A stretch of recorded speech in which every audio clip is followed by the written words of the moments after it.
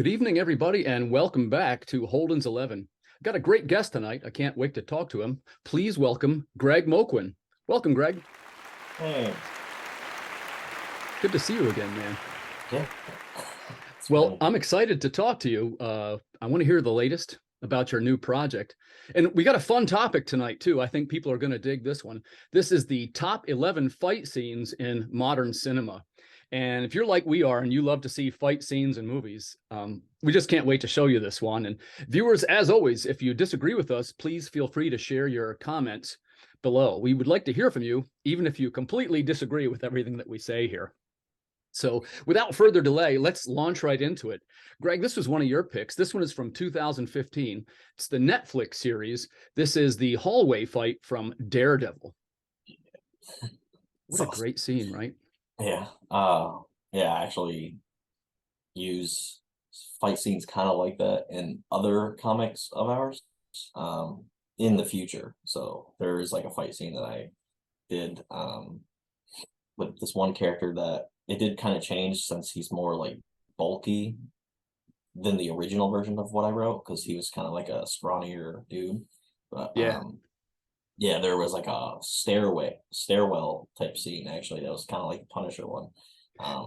That's a great one too. And you know, I love the choreographed fight scenes. And I think that to a certain extent, this Daredevil scene was it was like an homage scene a little bit too to the movie Old Boy, right? Oh, I think so. That's something maybe the viewers could tell us, but that's the way I understood it is it's a little bit based on that scene. And I'd go back and watch it, and they are kind of similar. You can see where they took inspiration from that. Yeah. But the thing that I kind of dug, it's the continuous shot, right? So difficult to do, man, in filming. It's almost impossible to do the way I understand it. Yeah. So in your fight scenes in your book, you choreograph them out yourself? We actually wanted to do that. So a couple of years ago when we like first started like creating comics, before we actually made the first one, which actually the first one was the first issue of Ink. But yeah, get into that later. Dylan, the co-founder, he actually did jujitsu or something. Right, he mentioned that. And he's like, oh, we can actually like choreograph fights. And I'm like, I'm not gonna be the person that gets like hit. And then he moved to Nashville, and I'm like, you can still do that, except you can like speed up your older brother. And he's like, oh, we could do that, but like we just haven't done that yet. But we really actually do want to like figure that out, and just so we can make clips and send it to like any artist that we have and be like, just try to piece this together and try to do something similar to this. Yeah, I do that too. And it's especially in fight scenes. In my case, I always know the beginning and I always know the end, but sometimes I let the artist sort of interpret it a little bit to work their magic in there, you know. It is kind of hard when I'm writing a fight scene and there's like multiple people, so I have to be like, oh, henchman 1 and then 3 get hit, because I don't want to just be like 1, 2, 3, 4. I'm like, they don't have names. Yeah. And I should remind the viewers too that for the purposes of our list, we always have a set of rules, right, for Holden's 11. And in this case, what we got, it is primarily based on hand-to-hand combat with no weapons. There's a couple exceptions here. When I say weapons, we're going to get to this with number 10. And also not what I call epic battles. That's why you're not going to see things on this list like Lord of the Rings and, you know, the Star Wars with the lightsabers. It's not that kind of fight, right? This is physical combat that's along the lines of what we call hand-to-hand combat. So we launch right into number 10, which is John Wick, the pencil scene. Yeah. So you could probably make a pretty good argument that, well, that's a weapon, right? That he's got a pencil, he's using it as a weapon. And of course, John Wick can kill a dude with just about anything. Yeah. And the first one they were talking about, like, I saw him like kill somebody with a pencil before. And I'm like, oh, that'd be hilarious if they actually do that. And then in the second one, they actually did. Yeah, was it the second one or the first one he did that in? Actually, I think it was the second one. Yeah, I think it was the second one. Okay, I'll put that in the we'll have headings underneath us to describe which one. I lost like all 3 because I didn't see the third one. And yeah, I'm right now about halfway through number 3 myself. Yeah, and I was like, and people are like, oh, you gotta watch it. There's another scene, but I guess that's technically a weapon. He uses a horse. Yeah. Right. See, now I would have accepted that because it's a little bit, when I say weapon, I didn't want it to turn into a list of gun battles. Yeah. Because that's quickly what you get. And I didn't want to have epic battles either, because then what you get is Lord of the Rings, Braveheart. It's a different list, right? So, but man, John Wick, very stylized violence, very choreographed. I'm right there with you. I'm on number 3. I haven't finished number 3 yet. And I kind of paused it. We talked about this on the show the other night with Carissa Grant. You know Carissa, right? Mhm. And what we were talking about was, which do you think is more effective, when they show the violence, or when, like, say, for example, the guy's raising the knife and then the camera cuts away and you hear the scream? Or do you want to see the knife go right into the guy? And the reason why I mentioned this, John Wick 3, of course, shows that guy getting stabbed in the eye. Yeah. Yeah, man. I had to pause right there and sort of collect myself, because it's like, the injury to the eye motif is, Yeah, I don't like it's using my eyes. a tough one, right? Yeah. But I realized that, John Wick's known for violence, and that's the way they really sell the violence. But, and I was even, at the time I was watching, I'm like, oh, they're going to cut away right now. And then they didn't. I was like, oh my God, man. It was pretty intense. So, one of the things I wanted to do for the list was, I didn't want to include too many things that were superhero-ish, because it's not the most realistic. But when I was making the list, man, I'm missing some pretty good ones if I don't include a couple of these. So I tried to choose a couple that would fit within the confines of our rules. So the next one here is number 9. That's Captain America from 2011, the elevator fight scene. Yeah, when I saw that, I was like, oh, how did I forget that one? That's a good one. Yeah, that's a great one, right? And he does kind of have a weapon, which is the shield, so it's kind of breaking the rules a little bit, but it is hand-to-hand combat. Yeah. And I guess that's the first time that he's being exposed to shield, right? Yep. And by the way, that's actually, is that, it's not the first Captain America, it's Civil War that has that scene, I think. No, excuse me. It's Winter Soldier. It's Winter Soldier. Yeah, Winter Soldier. So, and that's the first time with the guy who, Rumlow, the guy who becomes Crossbones. Yep. One of my favorite characters. I always kind of hoped we'd see more from Crossbones. Yeah, they hurt him really bad, and then they're like, yeah. Yeah. Well, and as far as superpowers go, Captain America always kind of had the more, what I call, realistic superpowers.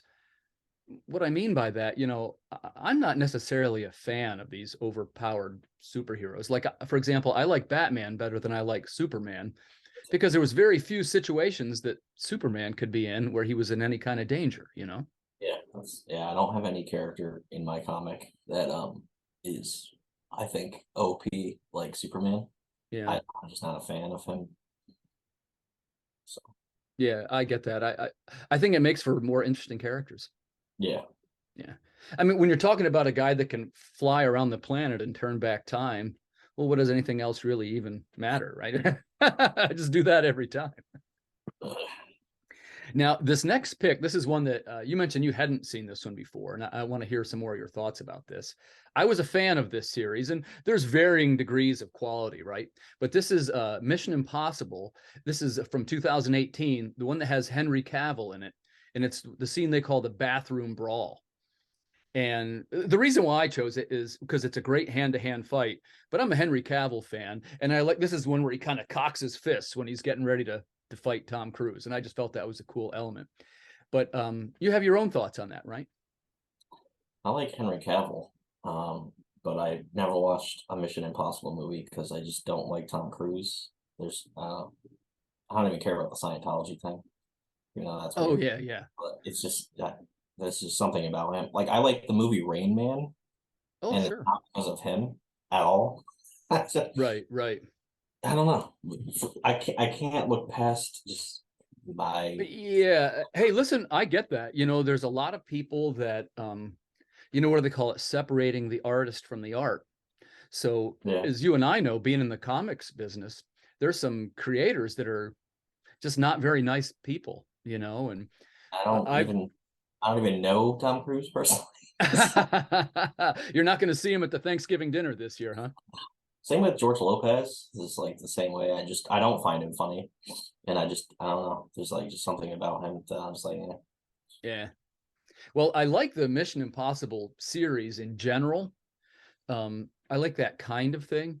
And, I kind of mentioned Henry Cavill, and I almost included something from this, but it kind of wasn't well known enough. The movie, I understand, wasn't that successful, but it was his recent The Man from U.N.C.L.E. Have you seen that one? I did not see that, but I know of it. It's pretty cool, man. It's Henry Cavill, which if you like him, you'll like the character, and they're spies. And basically, it's in the Cold War, and he has to team up with a Soviet spy to retrieve some object, and it's basically like Mission Impossible, but like kind of in the 60s. Oh, Yeah, it's pretty cool. But if you don't like Tom Cruise, man, go with The Man from U.N.C.L.E. because it's a pretty good flick. that's cool. So I'll move into our number 7. This is from 2004, The Bourne Supremacy. And the reason why I chose this one, again, it's a well choreographed hand-to-hand fight, but this is the one where he defends himself against a knife attack, and all he has is a newspaper. It's like a rolled up newspaper, and he kills the guy with the newspaper, which I thought was pretty impressive. I like the Bourne Supremacy, I think, better than Mission Impossible. Oh yeah. I like Matt Damon, and Yeah, he does a good job with that I've character. seen all of those, but like I haven't seen them enough to like know everything about that. Like I wouldn't have picked that as a scene just because completely forgot that franchise existed. Yeah, Uh, yeah, right. And you see, I try to spread it around a little bit. Like you get a couple old ones, a couple new ones, some that are real popular, and I try to put one or two maybe you wouldn't have thought of. And there's actually a couple of great hand-to-hand combat scenes in the Bourne series. And the other one that's an honorable mention, I didn't mention it because I thought the newspaper versus the knife was cooler. But there's a scene where he's asleep on a park bench and he has like amnesia or something, and he's forgotten that he has this assassin training, basically, is what it is. And it's in Austria, I think, or maybe Germany. Anyway, I believe they're speaking German. And the guards like roused him from his sleep. And he says, wake up, wake up. And they're hitting him with nightsticks. And Matt Damon quickly starts speaking German. Like he realized he can speak German, and he grabs the nightstick, and it like clicks, like he can remember, oh, that's right, I'm a trained assassin. And he just knocks these guys out, just like that. And it's like the turning point of the movie, because that's where he remembers, oh, that's right, I'm a total badass. And it kind of like clicks along from there. Now, our next one here, this is number 6. This is from 2009. And it kind of goes against the grain because it is a superhero movie, but I tried to choose one that was not OP, as you said earlier, this is the prison fight with Rorschach. Are you a fan of the Watchmen at all? The movie or the series? So when I never read it, but when I saw the movie, I think my dad fell asleep just because he's not like super into that. But it was pretty long for me as a kid because it came out. I don't remember what year it came out. Yeah, it's 2009. Hard to believe that's 14 years ago now. So I was in high school, like last year of high school, but it was kind of long for me, but I still liked it. And Rorschach is like my favorite character in it. Yeah, he's arguably the best character, right? I did not like the guy that plays Rorschach that played in Nightmare on Elm Street. That was a terrible movie. Oh yeah, that's right. I had forgotten about that. That's Jackie Earl Haley, right? Yep. Good actor and everything, but you just didn't like him as in Nightmare on Elm Street. Whoever wrote that movie should not make a movie.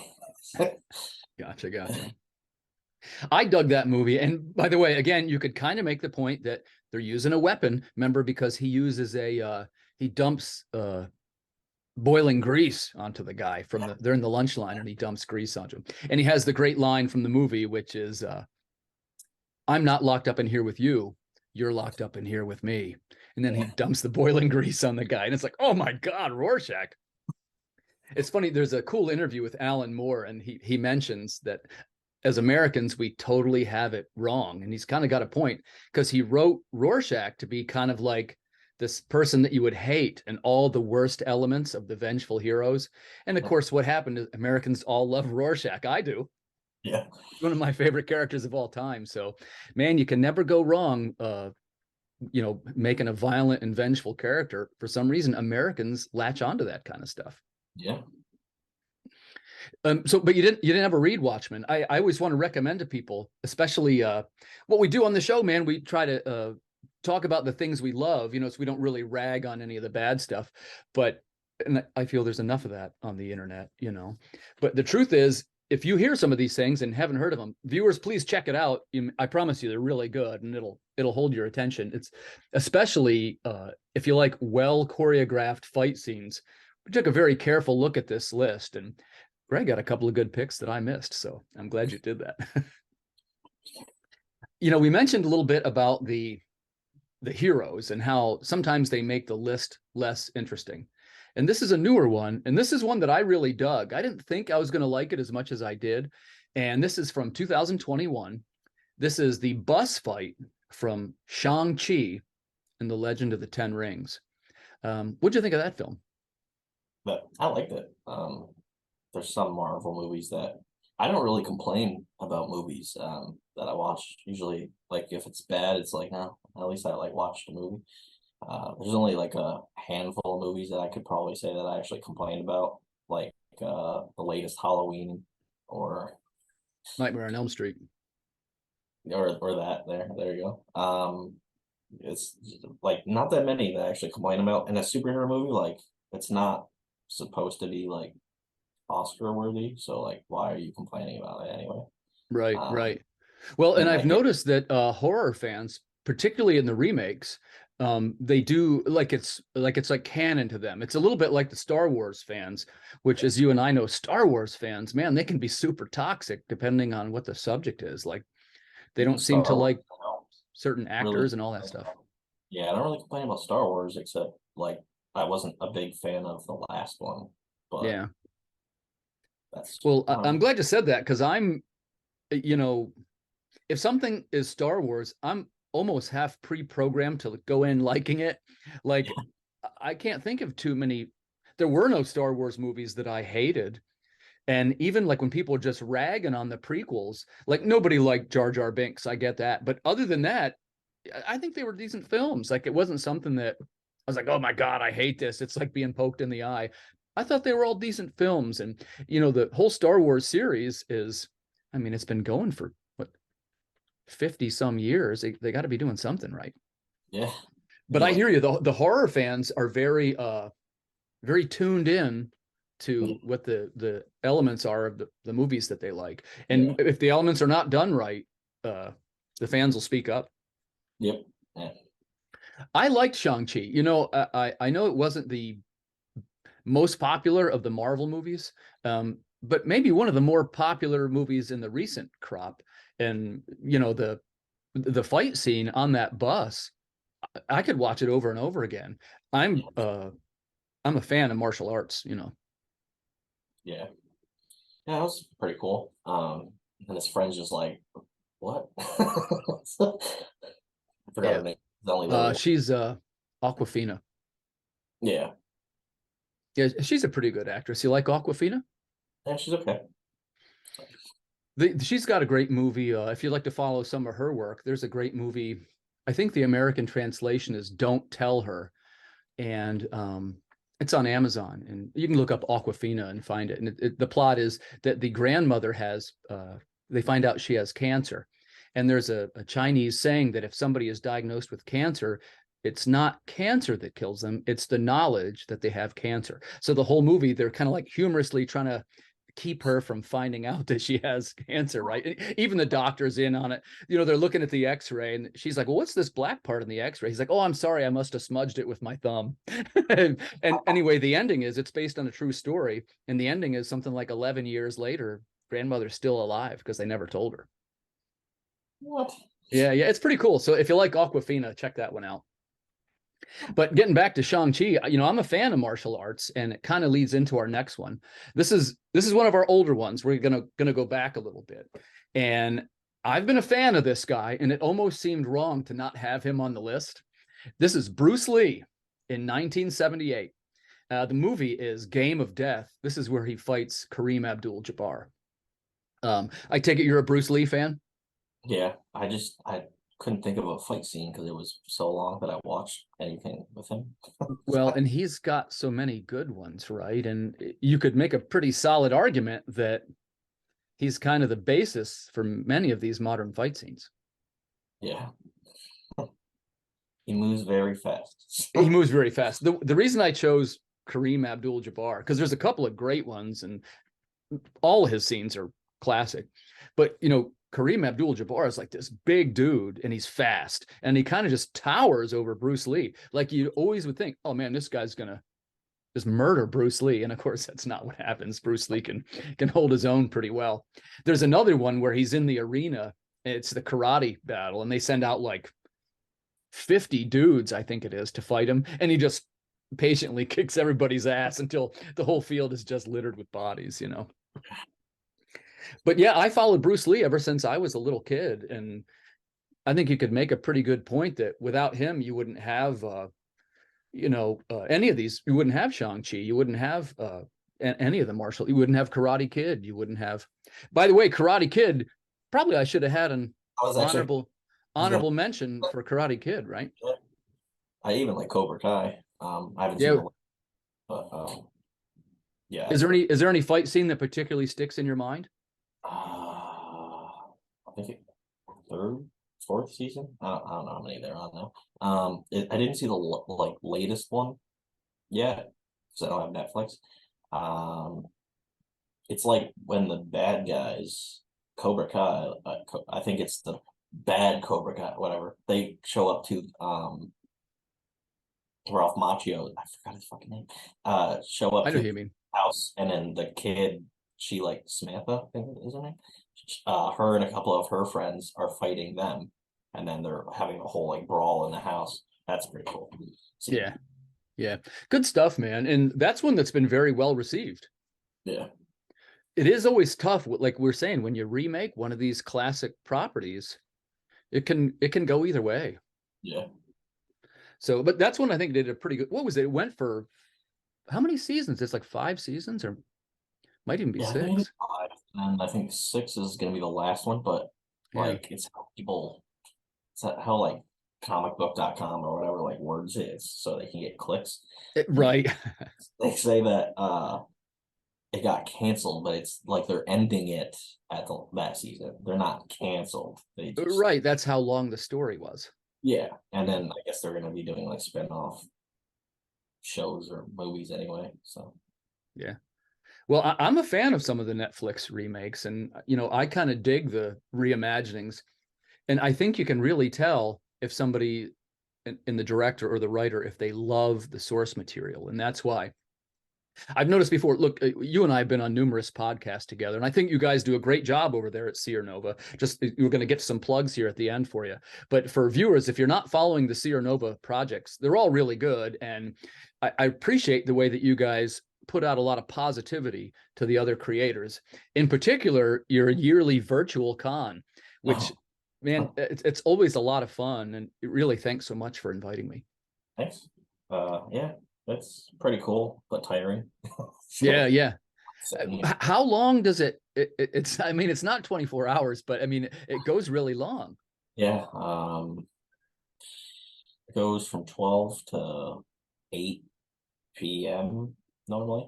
The first year it went on to like 11 p.m. Or I think it was like just one of the days, because we technically the last thing was like Russell Allen. He's pretty cool guy. He had his own podcast thing, but that was taking place at like the end, and that was like the after party thing. Oh, cool. Nice. And, I was basically just like sitting there like drained, and people are like just being loud, and I'm like, I'm not into this right now. I had a great time when I was on. When is it going to be? Is there going to be one this year? I hope so. Yeah. It's normally Thanksgiving weekend. Yeah. Some people don't like that it's that weekend because I don't know, they got other things going on. Yeah, it's not like you have to. Oh, Greg, I kind of like that. I think you did it a smart way. And, for one thing, you're home, you're close to your computer, and, we all have kind of different work hours and schedules. I know you've got weird work hours. Yeah, I didn't.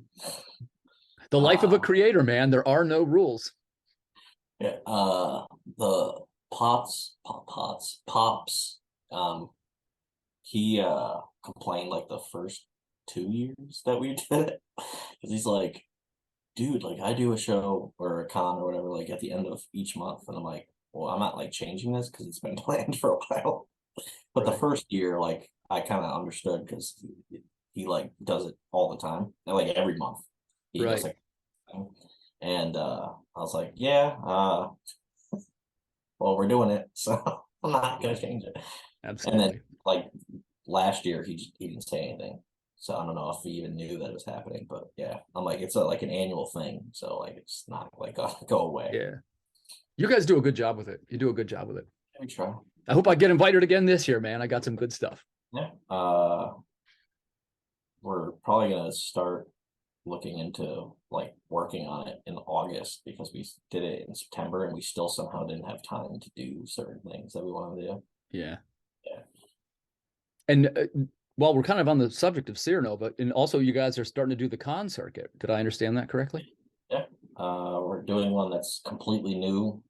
Like it's literally brand new this year. It's upstate New York tabletop con or something like that. Yeah, yeah. I know which one you're talking about. You're a little farther upstate than my home base, but remember, I'm originally from upstate New York. I was born in Canandaigua. Well, Yeah, not too far, right? You're right up on the border, though, right? I'm in like the middle. Well, I don't know. Wherever you want to say is upstate. Yeah, yeah. It's like some are so far upstate, you're like an honorary Canadian, practically, you know? I feel like Poughkeepsie and down as like downstate. Oh, sure, sure. I remember now. I remember now. But I'm in Schenectady. I'm in Scotia. But yeah, so Roger that's that. like the middle. How, Um, how far are you from Canada? An hour, hour and a half, so. no, like 5 hours. Oh, I got it wrong then, buddy. I thought you were much farther up than that. Um, that'd be kind of cool. I could like speak Canadian, but Yeah. So on my end, I'm actually closer than you are then. yeah, Yeah. yeah, not Buffalo or anything. Yeah. Okay, well, our next one, I'm excited to talk to you about this one. This is our number 3. This is from 1981, so we're going back a couple of years. It's Indiana Jones and the Raiders of the Lost Ark. And the scene that I chose as the best fight scene is they fight with the airplane mechanic on the tarmac, where it's like the big German dude with the shaved head. And it's basically just a fist fight. And the ending of it is, of course, he stalls the German long enough to where the propeller comes around, and the propeller of the started plane chops up the German. But the thing that I think is fun about that scene, and there's a couple things I like about it, but I like when people approach their fight scenes without any fear, like they're about to have fun with it. That's how Henry Cavill was in Mission Impossible. And if you remember, the German sees the American coming up and he pulls off his shirt and he's like, okay, like he wants to fight him. He doesn't even care about capturing him. And it was you mentioned that you're not as much of a fan of Indiana Jones. Is that true?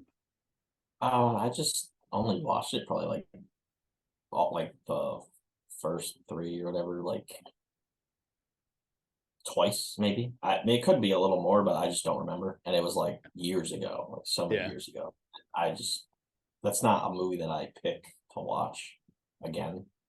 Gotcha. And my understanding is there's a new one coming out. Yeah.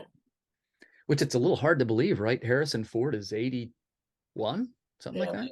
they're de-aging him for some reason. So Oh, really? yeah, yeah, I guess so. Yeah, But it's one with but Shia LaBeouf, and I didn't see that one. the Shia LaBeouf one. It was, again, I don't rag on the movies that aren't too good. This isn't really that kind of channel, but I mean, it wasn't anything to write home about. It wouldn't have made any of Yeah. my lists. But the first two definitely, the first three really were. I'm a huge fan of Indiana Jones, and it's kind of like when you talk about the great filmmakers of the 70s and early 80s. And by the way, their work still echoes today in some of these big blockbuster films that we see. you know, you had George Lucas, of course, who was hot off of Star Wars, and Steven Spielberg, who just got done making Jaws and Close Encounters, and they team up, of course, on Indiana Jones, and like all the scenes are so great. But I chose that one because it was, you know, Indiana Jones, he often uses a gun, he often uses a whip, so I had to try and find something that he wasn't really using a weapon. Yeah, didn't use a weapon. Yeah. In a cool way and everything. I wouldn't say Indiana Jones is violent, Yeah, but you know, it's, what is it, PG-13, something like that? I think yeah, it and is. they cut away from like that. You saw blood, but you didn't see like him, Right, right. So we talked a little bit about the use of violence in the films when we talked about John Wick. So we're going to fast forward a little bit to something much more violent, to a director that's known for being much more violent. This is our number 2. It's from 2003. This is Kill Bill. Now, I kind of broke the rules a little bit here, and I'll tell you why, because it is a knife fight scene. I chose The Bride versus Vernita Green. And the reason why I bent the rules a little is because it's still such a well choreographed scene. It's the one where there's basically, it's shot a little bit like they're housewives in a suburban living room with like a nice living room, and it's, you know, got pictures on the wall, little knickknacks and things. And it turns into a knife fight where they basically break every single item in that house, trying to stab the heck out of each other. And it's a super violent scene, I would say, as most of the scenes are in Kill Bill. And I definitely wanted to have Quentin Tarantino on the list. Are you a fan of his? Yep. Yeah. I actually, the original version of our flagship title, Seer Chronicles, is written in a way that it's like Quentin Tarantino. Not me being cocky or anything, but it's like it's kind of like written like certain things happen ahead of time. Right, right. It's Um, it's framed like his work. yeah, and there's issue 4 that will be hopefully next year. Nice. It literally is like made like that. I did that on purpose. So it's like certain things happen in the beginning, and then we are going to go back to that certain scene later on. So Cool, yeah, man. yeah, Yeah, that sounds awesome. I'm a fan of Quentin Tarantino, and I like his Western stuff too. yeah. I actually like the Once Upon a Time in Hollywood. I didn't see that one yet. Is it good? Yeah, that's good. And then I watched a movie that it's technically like part of it is based off of Sharon Tate is like what happened to her, and I'm Yeah. like I didn't know like what actually happened to her because I was not alive then. So Yeah, you're whole going back a few years and now. all that stuff, and I was like, that guy's a weirdo. I guess we should probably mention for the younger viewers, because you are talking about something that was pretty long ago. Sharon Tate, of course, in the Helter Skelter murders. Yeah, yeah, I yeah. It haven't seen was that one yet, but and I guess so. Once Upon a Time in Hollywood, it kind of like leads into the Helter Skelter murders. Is that correct? yeah, yeah. I don't want to spoil anything, but yeah, it's a good movie.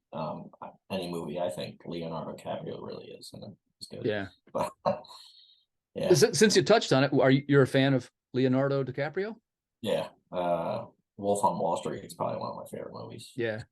I almost had he was an honorary mention too. I almost had Inception on this list. That's Leonardo, right? Inception? It is, yeah.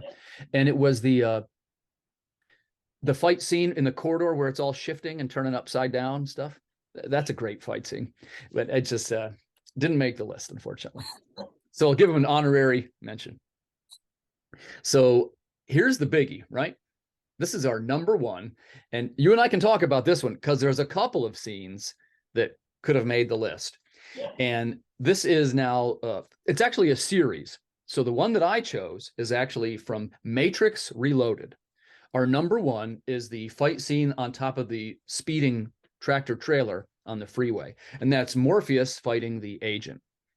Now, I chose this again. Remember, we're bending the rules here a little bit because Morpheus does occasionally use a samurai sword, yeah, which is a weapon. But there's also a lot of hand to hand, and it has more to do with like he falls off the truck and he gets back on, and it's like really amazing fight scene. And you know, The Matrix as a series in particular just has some killer choreographed fight scenes. And you Yeah. mentioned the other one. Do you want to talk about the other one? Yeah, it's the first one, and it's Neo versus um Smith, Yeah. and it's literally like the ending, like final boss scene. So yeah, that one's awesome. Like dodging bullets and all that stuff. Yeah, it's just amazing, right? And by the way, those movies they're not necessarily new movies. It's 20 years ago, right? But they still hold up. Yeah, except the new one. Oh, the one that was on Amazon? Or maybe I that I don't even know. Was that released in theaters? I saw it on Amazon Prime. think it was on HBO when I watched Oh, it. oh, gotcha. Yeah, I guess that is what it was.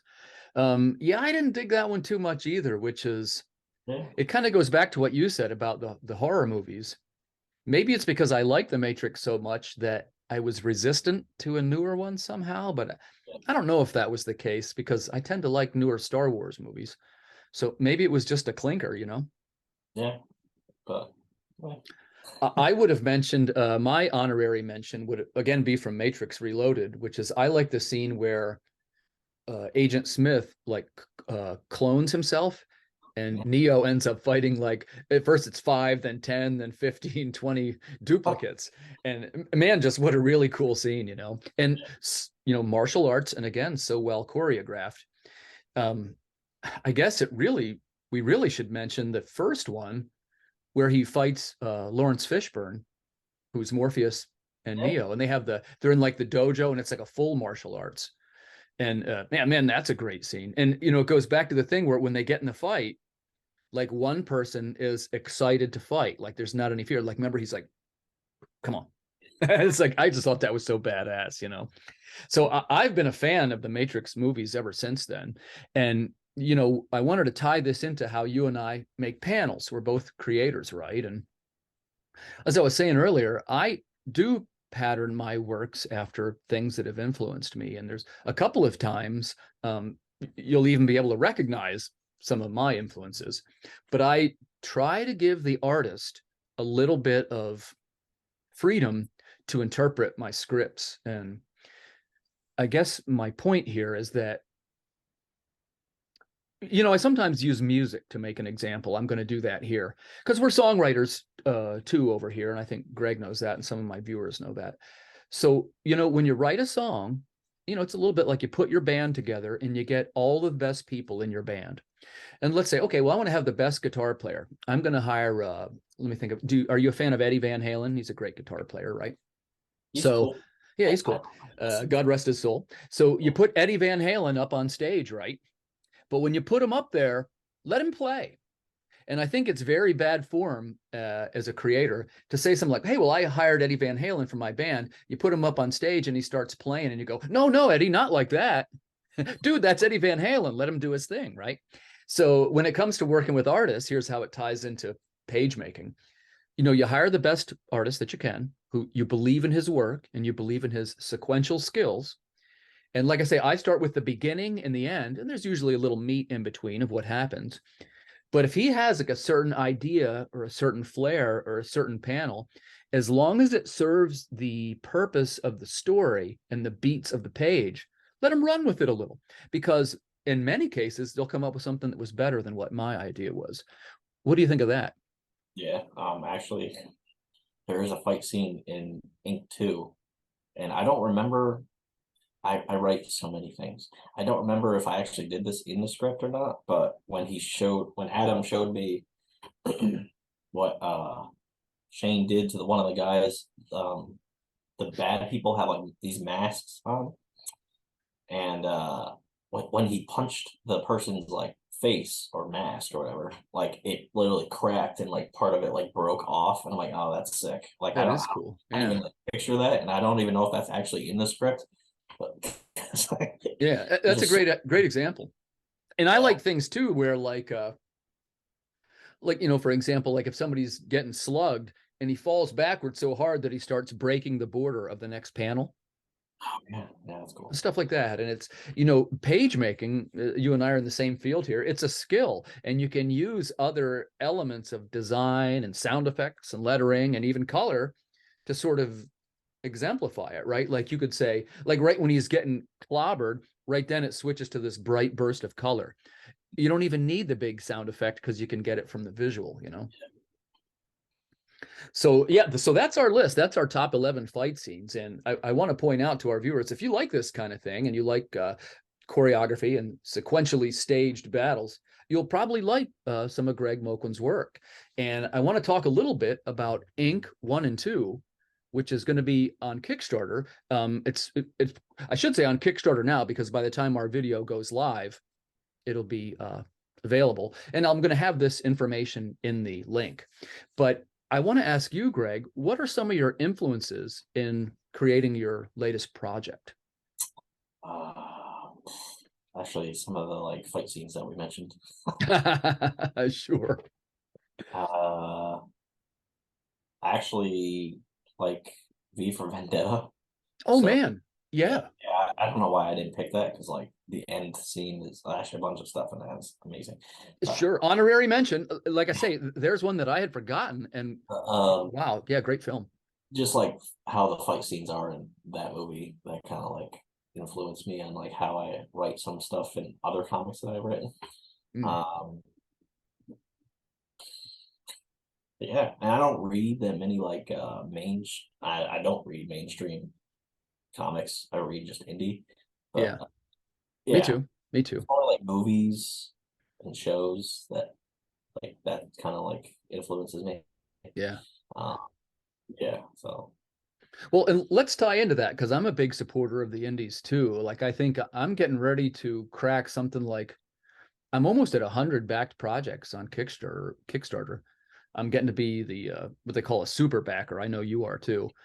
When you say you don't follow modern comics, is there a reason why, or is it because you prefer to back indies? I just like indie stuff Yeah. more. I don't really have any reason to go to a comic book store to get like Spider-Man 1 million or Right, right. crazy. So Sure, sure. And I'm the same way, and it's not necessarily because I guess I could say it the most easily by pointing out that now I've got so many friends in the business. I want to support them. And you get to a level where it's hard to support them all because there's so many. Which, by the way, I only just now realized that I somehow missed your other book, which was Mittens. So I got to get caught up on that.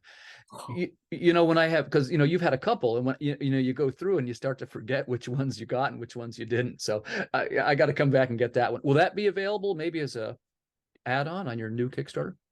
uh wasn't really thinking that because it's completely different rating. Yeah, yeah, something different. All of my superhero stuff is usually M. Um, Hmm. we rate it like the ESRB rating, like Yeah, video game. yeah. So but Mittens 2 is coming out in July, so we could probably just we'll have the first one out there too. So That's a great point, and I wonder about that too because I have a new project coming out here in March, which is Call of the Cryptid. It's called, and you'll see some promotional elements for that book in this video. And I'm wondering for the Kickstarter, as you know, I have other titles which are always on sale, and it's like, well, do you offer every title? Like I follow, do you know Mike Teener over at Bad Bug Media? yeah, yeah, They do a nice job with their Kickstarters, and what they do is essentially, you go in and back their latest project, and then it like prompts you. It says, "Hey, by the way, if you like this," and it gives you like the roster. You can pick out of their roster anything that you might have missed, and I think I might try mine like that. yeah. I don't think it was Mittens. It was probably whatever one was before that. um, I did have Scales, which is another one of our superhero comics. It's not really superhero in the first one because it's just a kid going on vacation, Yeah, uh, and then something happens. Uh, I had Scales Inc. and Seer Chronicles, which is our flagship thing, right. and all of those were included as like add-ons Yeah, for whatever series. I think it was the second Seer Chronicles or whatever. that's I follow that one too. I follow Seer Chronicles. Actually, I think that's how we met. Oh, okay. Yeah. Um, yeah, I don't know if like half of the people even read it because like I like when people actually like say that they read it. That's why I do that for people. So when I read it, I actually take a picture and like, oh, this is cool and this is why. Yeah. because I don't get that often, and that'd be really cool to see. Right, right. I got them It's on mittens actually. Like there's so many that actually are like, oh, this is cool because of this. yeah, it was great. I read that one and I really dug it too. It's a little bit different from what I usually do. And man, thanks so much for letting me participate, because that was the first time I had written a pull quote for a book. So that was a big get for me. Not again this year. So. Nice. And I would like to ask you too, can you give us a little breakdown of your creative team on this current project? Adam Fields is the artist, and he's a cover artist. Oh, sure. I know Adam a little bit. He also does our series Inc. Scales, which I talked to him about how we're going to go about doing that, probably in the next year or whatever. And then our colorist is February Ferdian. I think that's how you say his last name. He's our colorist on like everything besides Mittens, because Mittens has like a blue monochrome. Yeah, yeah. And great touch, by the way. I thought that was cool. Yeah, a lot of people are mentioning that. Yeah. Usually we use the same colorist and the same letterer most of the time for everything that we do. So. Gotcha. And the letterer is Jerome Gagnon. Oh, yeah, yeah. I know him through, I'm a little bit friends with Travis Gibb. Jerome was the letterer on, what was their project? I think he did the Holiday Spirits book. Yeah. He seems like a good guy. Yeah. And so tell us a little bit about, so this, viewers, this is Inc. 1 and 2, getting ready to go live on Kickstarter here from Sierra Nova. And can you tell us, Greg, who is your target audience for this project? What type of customer would enjoy this book? If you like superhero / horror, then you'll like it because it's got kind of a creepy vibe. While it's also action packed. It's the first comic that actually has fighting that we've like actual fighting that we have put out so far, besides Mittens. But yeah, it's awesome. Nice. Well, I'm looking forward to it, and I'll make sure that we get our video posted so we can get a little bit of traction from it. And man, I wish you the best of success with your project. I've enjoyed dealing with you in our business dealings that we've had and the various projects that we promote and support together. And I think you guys have done a terrific job over there, not just with your printed products, which look great, but also I think the virtual con is just a stellar idea. And I look forward to contributing this year. I want to say in closing, thanks for coming on to talk about the top 11 fight scenes. This was a fun list. I really enjoyed doing it. And thanks for your suggestions that you made. Viewers, if you'd like to disagree with us, like I say, we welcome your opinions. Please do so in the comments. The one final thing, Greg, where is the best place for us to follow your work? Instagram, Twitter, Facebook. It's all at Sierra Nova Comics. We have a website, sierranovacomics.com. It actually has our comics and a bunch of other people's comics on there because we host other people's comics. You can actually sign up for our Nova Nation thing on there, which is our subscription system, whatever. And we have a bunch of stuff behind the paywall thing, which is Nova Nation. So if you sign up for $4.99 a month, that's like the basic paid one, and you can get a bunch of stuff. So basically, for the price of one book, you get tons of content. Yeah, and you can cancel whenever. So, or you could just not cancel. Well, I will put the links so they are available to the viewers. Greg, I want to say thanks for coming on. It was great to see you. Oh, thanks. And viewers, thank you once again for tuning in to Holden's 11. We look forward to seeing you on the next episode. Good night, everybody.